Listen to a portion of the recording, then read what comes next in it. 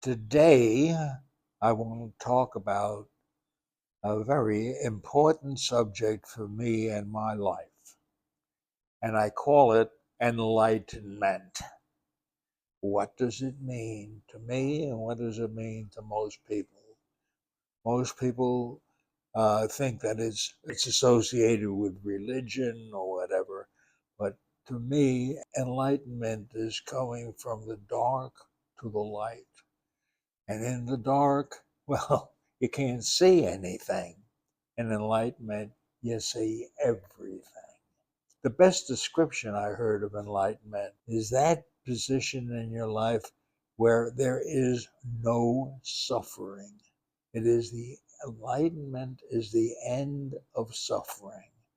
And without enlightenment, life is suffering. Well, maybe not to everybody, but to me, I in my close to 100 years, I'm 99 and soon to be 100, I will say without a doubt, except for those periods in which I experience enlightenment, I suffer. Okay, now physically, mentally, spiritually, whatever, I'm not a happy camper. Enlightenment is finding who you are. Within, inside of me, there is something that can best be described as a light that shines where everything can be seen. In reality, it's the reality, if you will. And to me, unless you're seeing it with that light, it's not real. And who we think we are, no, that's who we think we are. But when we are experiencing enlightenment, we know who we are. It's knowing it.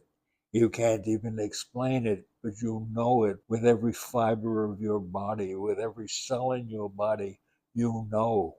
And this is a knowledge, real knowledge. It's not something you suppose. No, it is something you feel and with a certainty that cannot be denied. And this is enlightenment. Well, who is enlightened? Actually, everybody is capable of it. But who achieves it? I don't know how many of us do, but I certainly know when I do. Well, what happens to me, it even happened this morning. I was being tended to by this lady who takes care of me and this 100-year-old body. And I looked at her and I saw that within her was a light. I mean, this was God Himself treating me.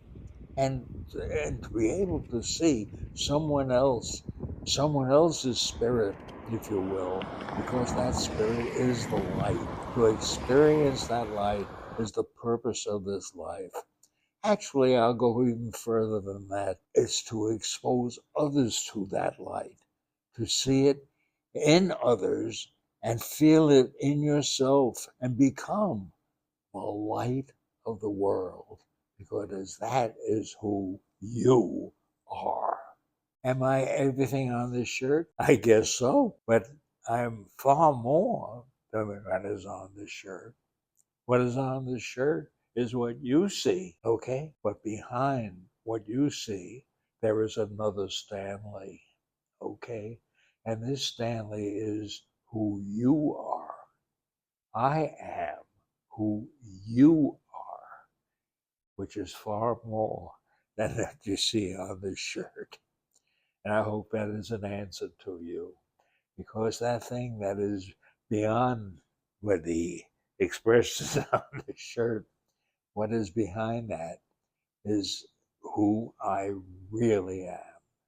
These are things that, well, I have become. And maybe I became this way, I could have become another way.